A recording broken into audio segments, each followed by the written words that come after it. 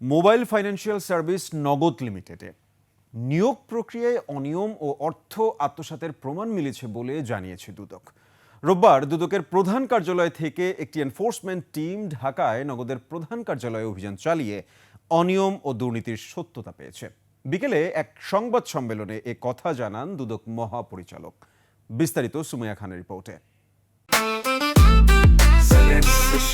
জেনেক্সে shift করো, লাইফকে lift করো। নগদে দুর্নীতি।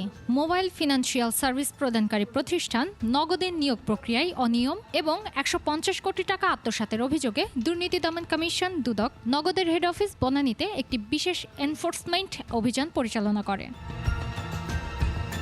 অভিযান পরিচালনাকালে দুদক টিম নিয়োগ প্রক্রিয়ার অনিয়মের প্রাথমিক সত্যতা পেয়েছে। এ বিষয়ে প্রধান উপদেষ্টার আইসিটি বিষয়ক বিশেষ সহকারী ফয়েজ আহমেদ তৈয়বের ব্যক্তিগত কর্মকর্তা আতিক মোর্শেদ ও তার স্ত্রী জাকিয়া সুলতানা জুইকে জিজ্ঞাসাবাদ করা হতে পারে বলে জানায় দুদকের এই মহাপরিচালক।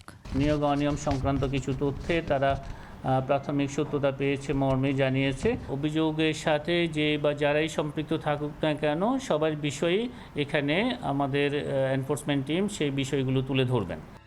এদিকে প্রায় 100 কোটি টাকা এবং 11 লাখ ইউএস ডলার সন্দেহজনক লেনদেন সহ 35 কোটি টাকার অবৈধ সম্পদ অর্জনের প্রমাণ পাওয়ায় সাবেক মন্ত্রী খন্দকার মোশাররফ হোসেনের বিরুদ্ধে দুদকের মামলা।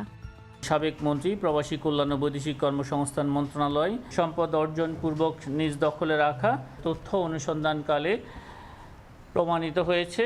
এই কারণে তার বিরুদ্ধে একটি মামলা রুজুর সিদ্ধান্ত গৃহীত হয়েছে। সুমাইয়া খান, 21 টেলিভিশন, ঢাকা।